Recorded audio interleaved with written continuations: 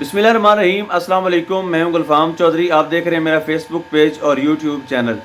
آج کی ویڈیو میں ہم بات کریں گے آج ایک اہم کیس کی سماعت جو 8 سال سے جاری تھی۔ اکبر ایس بابر صاحب کی طرف سے جو پٹیشن دائر کی گئی آج سے 8 سال قبل پاکستان تحریک انصاف کے خلاف، اور اس میں یہ موقف اپنایا گیا تھا کہ پاکستان تحریک انصاف اور عمران خان فارن فنڈنگ پہ اپنی پارٹی چلا رہے ہیں، یعنی ان کے مطابق کہ انہوں نے ادر کنٹریز میں فارن سے مختلف ایجنسیوں سے اور مختلف لوگوں سے فنڈ لیا ہے، جس کے جو ہے وہ ذریعے سے وہ اپنا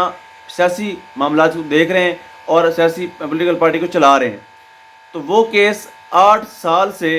ایک تلوار بنی ہوئی تھی جو مسلسل پی ٹی آئی پہ لٹک رہی تھی، بلکہ میری اطلاعات کے مطابق جب نواز شریف صاحب کو باہر بھیجنا تھا حلق بغلول نے اور نیوٹرلز نے اور جو موجودہ پی ڈی ایم ہے انہوں نے اسی کیس کی بنا پر پاکستان تحریک انصاف کو بلیک میل بھی کیا تھا اور اسی بات کی دھمکی دی تھی کہ اگر آپ یہ نہیں کریں گے تو پھر آپ کے سر کے اوپر جو تلوار منی لانڈرنگ کیس، اس میں فارن فنڈنگ کیس میں جو لٹک رہی ہے سر پہ، اس کے ذریعے آپ کو نااہل کروا دیا جائے گا اور آپ کی پارٹی کو بینک کروا دیا جائے گا۔ تو ابھی یہ دوبارہ ماحول کیوں بنایا گیا، اس کی ضرورت کیوں پیش آئی؟ ابھی تک جو نواز شریف صاحب کی واپسی کی اطلاعات مل رہی ہیں، اس کے لیے بھی یہ کیس ضروری تھا اور اس کیس کو دوبارہ زندہ کیا گیا اور کوشش کی گئی کہ پاکستان تحریک انصاف کو پریشرائز کر کے وہ دوبارہ سے اس کیس کو بنیاد بنا کر نواز شریف کی واپسی کا راستہ بحال کریں، یا پھر دوسرا آپشن جو اس وقت نواز شریف صاحب اپنا رہے ہیں اور وہ عمران خان صاحب سے مسلسل رابطے میں ہیں، ان کا یہ منصوبہ ہے، وہ چاہتے ہیں کہ میثاق جمہوریت ہو جائے اور وہ چارٹر سائن کر کے دوبارہ ایک کمپرومائز کر کے دوبارہ پاکستان میں آ جائیں اور آ کر اپنی پولیٹکس کا آغاز کر دیں۔ اور عمران خان کو وہ اس چیز پر 5 سال، اگلے 5 سال 10 سال بھی دینے کے لیے تیار ہیں۔ وہ کہتے ہیں اگلے 5-10 سال حکومت کریں، لیکن ہمارے خلاف جتنے کیسز ہیں اس میں آپ کسی قسم کی پیروی نہ کریں، ان کو آگے نہ بڑھنے دیں، ہمیں اتنا سا اکاموڈیٹ کر دیں، ہم آپ کو ماننے کے لیے بھی تیار ہیں، آپ کے ساتھ بیٹھنے کے لیے بھی تیار ہیں۔ لیکن عمران خان کو جو اس وقت فیم مل چکا ہے، جو وہ پاپولر ہو چکے ہیں اس پاکستانی کمیونٹی کے اندر، اگر وہ اس چیز پہ کمپرومائز کرتے ہیں تو یقیناً یہ قوم ان کو بھی نہیں چھوڑے گی، کیونکہ انہوں نے جتنا چارج کر دیا ہے اس قوم میں بطور خاص ینگ جنریشن کو۔ تو یہ نوجوان پڑھے لکھے ہیں، مڈل کلاس ہیں، چیزوں کو سمجھتے ہیں،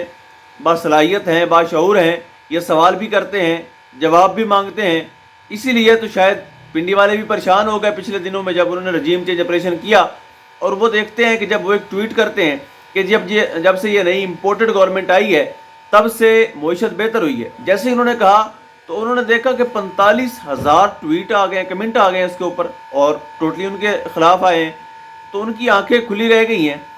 یہ ینگ جنریشن اتنی اکاموڈیٹ ہو چکی ہے، اتنی اویئر ہو چکی ہے، اتنی اویئرنیس آ گئی ہے کہ وہ سوال کرتے ہیں، جواب مانگتے ہیں۔ برصورت وہ اس کیس کو، اور بہت سے ہمارے سینئر صحافی تھے جو خوشیاں منا رہے تھے، بلکہ جیو نیوز کی خوشی تو شاید بہت بلند و بالا دعووں کے ساتھ عروج پر تھی۔ ان کے مطابق تھا کہ پارٹی ختم ہو جائے گی ہمیشہ کے لیے۔ اور میں آپ کو یہاں تک بتاؤں کہ جب الیکشن چل رہے تھے تو نون لیگ اور پی ڈی ایم کی طرف سے جو کمپین کی جا رہی تھی حلقوں کے اندر، بالخصوص جب ہمارے علاقے میں بھی کمپین کی جا رہی تھی، تو وہاں پر بھی مسلم لیگ نون کے یہ دوست کہتے نظر آتے تھے کہ پی ٹی آئی تو ہمیشہ کے لیے ختم ہو رہی ہے، یہ جیسے ہی الیکشن ہوگا اس کے بعد تحریک انصاف تو ہمیشہ کے لیے بین ہو جائے گی، عمران خان صاحب تعیات نائل ہو جائیں گے۔ یعنی ان کا جس طرح سے پلاننگ تھی کہ عمران خان کو تعیات نائل کروایا جائے، پی ٹی آئی کو ختم کروایا جائے، تو اور جو مٹھائیوں کے ٹوکرے بھی انہوں نے تیار کروا کے رکھے ہوئے تھے وہ دھرے کے دھرے رہ گئے۔ اور 8 سال کے بعد الیکشن کمیشن نے صرف ایک نوٹیفیکیشن جاری کیا کہ آپ جواب جمع کروائیں۔ ٹھیک ہے، چیزیں ثابت ہو گئیں، کمپنیاں ثابت ہو گئیں، افراد ثابت ہو گئے جن سے فنڈ آتا رہا، لیکن کوئی بھی خاطر خواہ اقدام جو ہے وہ الیکشن کمیشن اس طرح کا فیصلہ نہیں دے سکا جس سے کوئی پی ٹی آئی کو بڑا دھچکا لگے اور ان کے مخالفین کو کوئی جشن منانے کا موقع ملے۔ کسی قسم کا ایسا فیصلہ نہیں ہوا۔ پی ٹی آئی اپنی اصلی حالت میں برقرار ہے، پاکستان تحریک انصاف کے چیئرمین اپنے اصلی شعبے میں برقرار ہیں، اور اگر یہ کر بھی دیتے تو کیا یہ قوم مانتی؟ اس قوم نے اس وقت تک رجیم چینج آپریشن کو نہیں مانا، امپورٹڈ حکومت کو نہیں مانا، شہباز شریف جب مسلط کیا گیا اس کو نہیں مانا، مسلط کرنے والوں کو نہیں مانا، تو کیا یہ فیصلہ الیکشن کمیشن اگر کرتا تو کیا یہ قوم چھوڑتی؟ کبھی بھی نہیں۔ اب دیکھتے ہیں کہ یہ سیاسی اکھاڑا ہے، اس میں کون گرتا ہے، کون جیتتا ہے۔ آگے انتخابات کا اعلان ہونے بھی جا رہا ہے، اور اگر عمران خان 2/3 اکثریت سے آتے ہیں تو یقیناً اس بار وہ کسی کو بھی چھوڑنے کے موڈ میں نہیں ہے۔ اب تک کے لیے اتنا ہی، اپنا خیال رکھیے گا، اللہ نگہبان۔